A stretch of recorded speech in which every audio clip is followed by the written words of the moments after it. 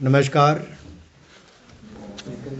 मैं पहले तो आप सबका यहाँ पर स्वागत करता हूँ कि आप अपना कीमती समय निकाल कर आए।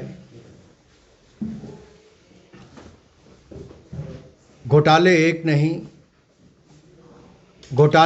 नहीं कई बार हो गए। भ्रष्टाचार के आंकड़े करोड़ों अरबों पार हो गए। भ्रष्टाचार की रोशनी में रोशन कर अपना आशियाना। भूमि पर कब्जा करने वाले अब गुपकार हो गए।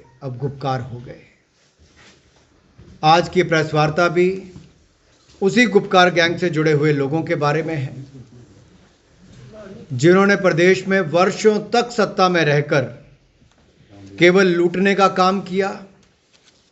जब सत्ता में थे तब भी करोड़ों अरबों के रुपए के घोटाले होते थे, और शायद आज तक का सबसे बड़ा घोटाला, ये इतना बड़ा जमीन घोटाला है कि ये केवल जम्मू कश्मीर नहीं, शायद देश का सबसे बड़ा इस तरह का घोटाला हो। पिछले 30-40 सालों में सरकारी वन जंगलात की भूमि पर कब्जा करने वाले, हड़पने वाले, ये कुछ लोगों की गैंग जो लगातार इस राज्य के संसाधनों को भी लूटते रहे, और जब वहां से भी मन नहीं भरा लूटने से, तो सरकारी और वन भूमि पर कब्जा कैसे करना है, उसको वैध और अवैध तरीके से अपना कैसे बनाना है, उसके लिए कानून कैसे पारित करने हैं, और कानूनों के माध्यम से उस जमीन पर लीगली अपना कब्जा कर लेना है। बड़े संयोजित ढंग से जम्मू कश्मीर के राज्यों को वर्षों तक लूटा गया। इसी तरह का एक कानून 2001 में बना, और उस कानून के माध्यम से यह कहा गया कि जिन लोगों का कब्जा सरकारी या वन जमीनों पर है, चारागाह जमीन पर भी है, उनको हक दिया जाए। उसके बदले में जो पैसा जमा होगा वो 1990 की जो रेट है उसके मुताबिक होगा, और जो पैसा इकट्ठा होगा उसकी उस समय लगाया गया कि 25,000 करोड़ रुपए इसकी कीमत होगी। 25,000 करोड़ रुपए की कुल कलेक्शन स्टेट के रेवेन्यू में होगी, और ये 25,000 करोड़ रुपए का एक सोच थी कि इसको बिजली के प्रोजेक्ट में, हाइडल प्रोजेक्ट्स में लगाया जाएगा। आज मेरा प्रश्न यह है कि 2001 में जो स्कीम लेकर आए, उसके बाद कितने हाइडल प्रोजेक्ट यहां पर शुरू हो पाए, कितना पैसा वहां पर उस योजना के अंतर्गत इकट्ठा हुआ। और इस कानून को कहते थे, जो आप लोकप्रिय तौर पे जानते हैं, रोशनी कहते थे, लेकिन Roshni the J&K state lands act 2001 which was for the vesting of ownership to the occupants, यानी कि जिन्होंने गैर कानूनी और असंवैधानिक तरीके से इस पे कब्जा भी किया था, उनके लिए कानून बना दिया गया था। लेकिन हाई कोर्ट की बेंच ने इसको गैर कानूनी और असंवैधानिक करार किया, इस कानून को भी। और इस घोटाले में शामिल जितने नेता हैं, व्यापारी हैं, अधिकारी हैं, कर्मचारी हैं, जो भी ऐसे नामी ग्रामी लोग हैं जिनको लाभ मिला है, उसके नाम जग जाहिर करने का आदेश दिया था। और हाई कोर्ट के आदेश पर इसकी सूची जनता के सामने रखी गई है, पब्लिक डोमेन में रखी गई है। और अब जो खुलासा हुआ है वो मुझे लगता है कुछ ऐसे नेताओं के नाम आए हैं जो अपने आप को बहुत पाक साफ दिखाते थे, बड़ी बड़ी बातें करते थे, लेकिन उन बातों के पीछे केवल अपने घोटालों को छिपाने का काम था। यह गुपकार गैंग की नींव तो 2001 में रख दी गई थी। जमीन पर कब्जा फारूक अब्दुल्ला जी करते हैं, उनके रिश्तेदार करते हैं, एनसी के नेता करते हैं। एनसी का पार्टी का कार्यालय जम्मू और श्रीनगर दोनों जगह, जो 3 कनाल 16 मरले, और श्रीनगर में भी 3 कनाल 16 मरले उसको भी दिए गए, वो भी इसी जमीनों पर दिया जाता है, इसी योजना के अंतर्गत। आखिरकार ये योजना किसके लिए थी? गरीब की भलाई के लिए, राज्य की भलाई के लिए, रोशनी प्रोजेक्ट लाने के लिए, कि इन भ्रष्ट नेताओं के घर रोशन करने के लिए और इनको अरबों रुपए की जमीन दिलाने के लिए था? एक बहुत बड़ा प्रश्न चिन्ह आज इनके ऊपर लगता है और ये सूची अब जग जाहिर हुई है। इससे इनके नाम भी सामने आए हैं।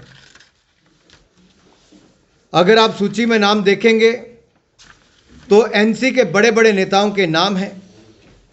जैसा मैंने कहा कि इनके पार्टी हेडक्वार्टर जम्मू का हो, जो शेर कश्मीर भवन है वीर मार्ग पर 3 कनाल 16 मरले का।